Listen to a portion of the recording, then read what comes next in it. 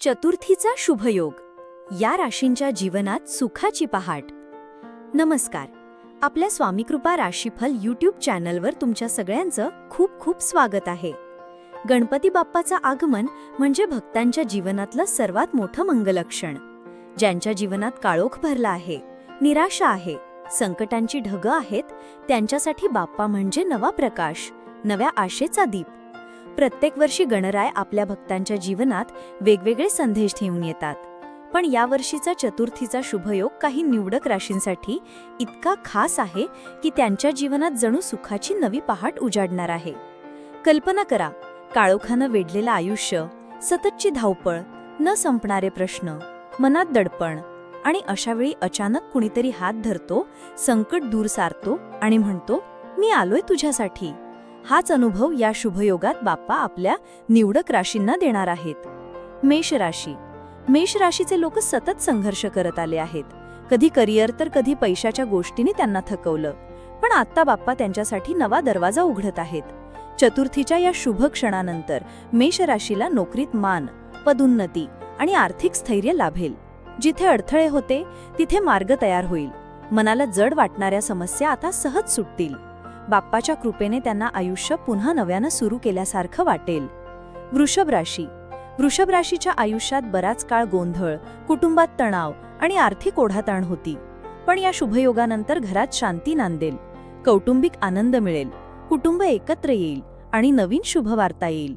एखादं नवं घर, वाहन किंवा कौटुंबिक मंगलकार्य घडण्याची शक्यता आहे. व्यवसाय करणाऱ्यांना अचानक नफा होईल. खरं तर वृषभ राशीसाठी ही पहाट म्हणजे घराघरात हसरे चेहरे आणि समाधानाची अनुभूती आहे. सिंह राशी. सिंह राशीच्या लोकांना बाप्पा थेट कीर्ती आणि ऐश्वर्याचं वरदान देत आहेत. बराच काळ मेहनत करूनही योग्य फळ न मिळालेल्या लोकांना आता यश मिळेल. समाजात नाव होईल. करिअरमध्ये मोठा टप्पा गाठला जाईल. सिंह राशीच्या लोकांच्या आयुष्यातली ही पहाट म्हणजे फक्त पैशाची किंवा प्रतिष्ठेची नाही, तर आत्मविश्वासाची आणि नव्या सुरुवातीची आहे. तुळ राशी. तुळ राशीसाठी चतुर्थीचा शुभयोग म्हणजे नात्यांमध्ये पुन्हा उमलणारी फुलं. जिथे घरात मित्रांत किंवा नात्यात दुरावा निर्माण झाला होता तिथे पुन्हा जवळीक येईल. करिअरमध्ये नवी संधी मिळेल. विद्यार्थ्यांना अभ्यासात यश मिळेल आणि अडकलेले निर्णय तुमच्या बाजूने होतील. गणपती बाप्पाच्या कृपेने तुळ राशीच्या लोकांच्या आयुष्यातली ही पहाट म्हणजे प्रेम, मैत्री आणि सौख्याचा नवा आरंभ आहे. मीन राशी. मीन राशीच्या आयुष्यातला हा काळ खऱ्या अर्थानं बाप्पाची कृपा दाखवणारा आहे. अडकलेली कामे पुन्हा सुरू होतील. नोकरीत बढती मिळेल. आरोग्य सुधारेल. कौटुंबिक जीवनात समाधान, शांतता आणि आनंद लाभेल. या राशीच्या लोकांच्या आयुष्यात ज्या दुःखाची रात्र चालू होती त्याचा आता अंत होईल आणि सुखाची सुंदर पहाट उगवेल.